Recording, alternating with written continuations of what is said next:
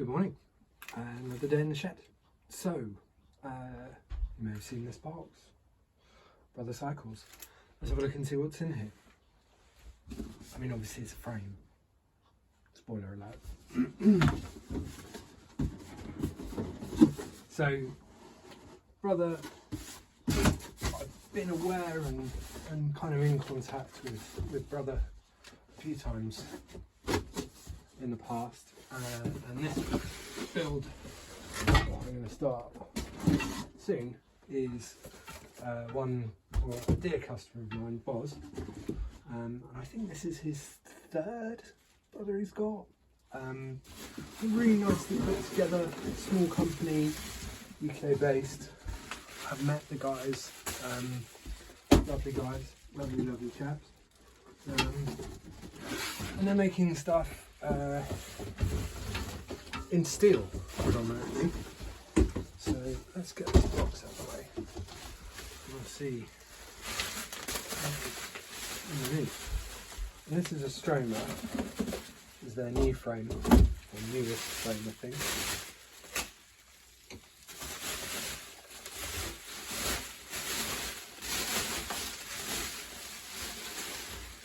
Oh, look at that. That's lovely.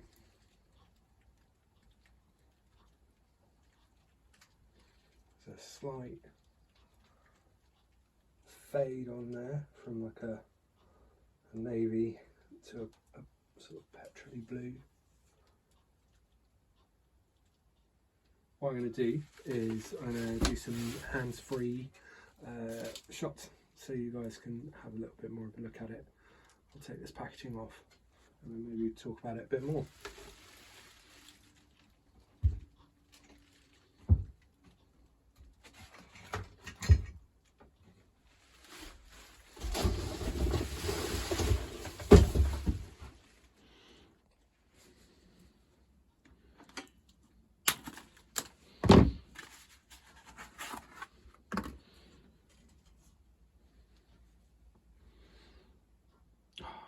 Can't get that into shot at all.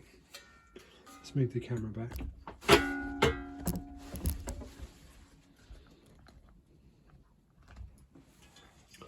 So, there we go. Brother. So, XX44 head tube. So, that'll do a taper.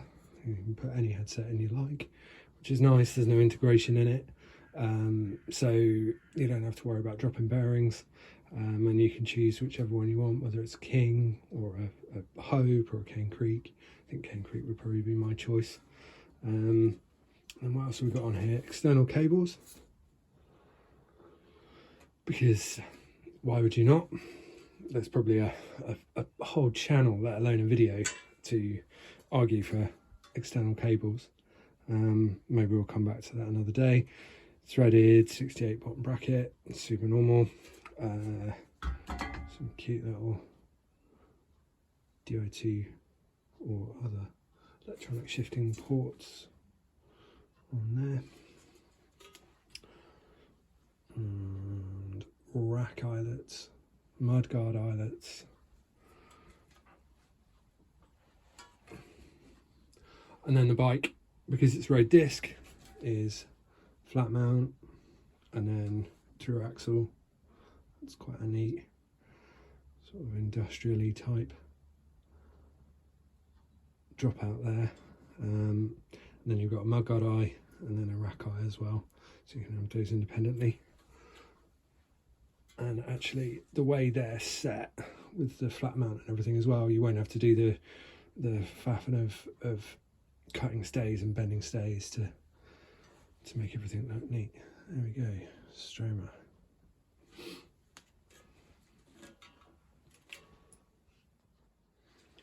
And then we've got fork, which has been nicely painted to match the frame.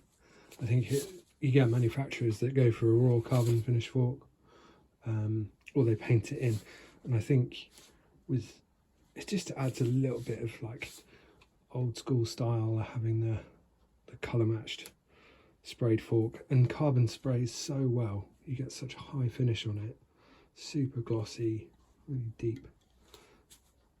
Again, flat mount, through axle, internal route for the brake hose, which is a bit of a faff if you're going to be cutting steerers and messing around, but again, it gives you a really neat finish, and I will allow it on a fork, I think, just about. It's nice to see that Brother includes a expanding wedge and obviously the through axle, so you don't have to hunt around bike shops trying to find these. They're on all carbon steerers, but it's very rare that you find a bike shop that will have them in stock. So yeah, props to Brother for thinking about that. And a full carbon steerer, tapered. Again, these things are pretty much standard now. If you're spending a few quid on a frame, carbon steerer, it's kind of a given really, or it should be. So let's just carefully get those two together so you can see that. Put that back on the bench there.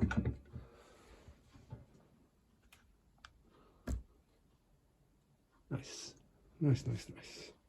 Cool, so this is, Boz is going to be using this as a commute bike, and kind of like mud guarded Audaxy type thing. He puts in a lot of miles and was telling me this winter has been quite hard without a mud guarded bike. He's just been using a normal road bike, and yeah, it's just not fun, especially in Sussex. The lanes around here get pretty grotty, and even in central Brighton and the suburbs, potholes, massive ruts in the road and things, like wide tyre clearance, decent mud guards. It makes sense. And if you're kind of on the fence or militant that bikes shouldn't have mud guards, then I'd potentially argue that you probably don't ride enough. Okay, they don't lend much aesthetically to bikes, but if they're set up properly, fitted properly, and they've been thought about, they can look nice. And again, if you're putting a lot of miles in, like wet bum, wet feet, wet face, that's not good. It's not good for you all the time. The last thing to probably mention about this, well, two things actually, while I think about it. So I don't know how well you guys can see, but that's not raw steel inside there, that's been coated. So that will stop, or it will slow down the corrosion inside the frame. You can find that water will slosh around in the frame, and moisture in general, like condensation, and steel frames aren't going to be too appreciative of that. I think Surly and All City, they have always ED coated all of their frames just to make them last a bit longer, and that'll be all over externally and internally. So if you chip the paint, which will happen, you don't get raw steel underneath, so it will, yeah, like it won't start corroding underneath you. And then the last thing is 27.2 seat post, 27.2 mil, I should say. Again, that's one of those principles where if you have a narrow seat post, thin seat post, it creates a lot of flex in the seat post, in the saddle, so it's more comfortable to ride. It won't beat you up so much. Carbon frames, big diameter seat posts, they just translate all the chatter from the road up through into your backside, and again, it's not nice. And that's the nice thing about steel, it's compliant. It's a very strong metal, so you don't have to use big diameter tubes to get the strength, and that means that the tubes can flex a little bit more, and you find again that you get this vibration damping characteristic from steel frames, and they ride really nice, especially if they're decent steel as well. You can find that people will say that steel is a bit draggy and a bit slow because of that flex, but if the tubes have been put in the right place and they're the right material, it will still have a nice zip, it will still feel nice to accelerate on, and you'll get a nice kick from it. I've had more steel frames than any other material. Nearly all of my regular bikes are steel. I've got a steel full sus, I've got a steel hardtail, I've got a steel road bike. I've had steel cross bikes before just because they last longer, and they just feel so nice to ride. Again, there's a weight penalty, and yes, we can talk about that at length, but I think if you're doing a lot of miles, you're not racing, you're not timing, there's other things you can do to save weight and give you a bit more of a performance benefit over having a slightly lighter frame. For me, comfort and something that's going to be reliable is my main concern, really. And you know, if you're going to go out and ride to work every day, if you're going to do an Audax every now and again, like, yeah, you don't want to be beaten up for 80 or 100k. You want to actually enjoy it, and this will help. And it's very pretty. It's very, very pretty. So Boz is going to be doing the build on this, so hopefully we'll see that when it's finished. I'm putting some wheels together as well for him. That's my side of the bargain. So I'll come back to you guys when I've got the wheels done, and then maybe we'll come back again when Boz has got it all built up and finished. And yeah, we'll see what it looks like.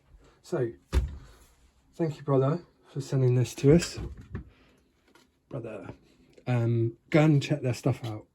It's really nice portfolio of bikes, really cool,